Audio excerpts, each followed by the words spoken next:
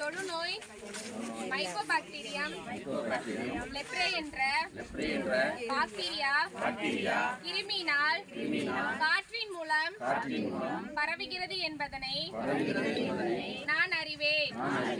உணர்ச்சியற்ற தேமல் படை போன்ற தோல் நோய் உள்ளவர்களையோ அல்லது தொழுநோயினால் உடல் குறைபாடு உள்ளவர்களையோ எனது குடும்பத்திலோ அல்லது வீட்டின் அருகிலோ இருந்தால் உடன் அவர்களை அருகில் உள்ள அரசு ஆரம்ப சுகாதார நிலையங்கள் அல்லது அரசு மருத்துவமனைகளுக்கு அழைத்து சென்று சிகிச்சை எடுக்க ஏற்பாடு செய்வேன்.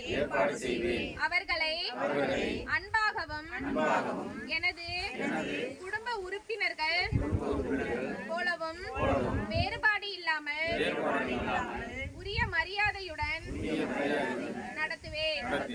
தொழுநோய் முற்றிலும் குணமாக கூடியது. ஆரம்ப நிலை சிகிச்சை உடல் குறைபாட்டை ஏற்படுத்தாது.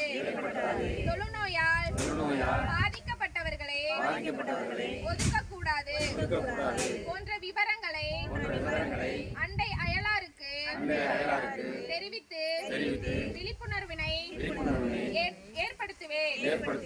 தேசப்பிதா மகாத்மா காந்தியின் கனவை நனவாக்கும் வகையில் தொழுநோய் இல்லாத இந்தியா உருவாக அனைவருடன் இணைந்து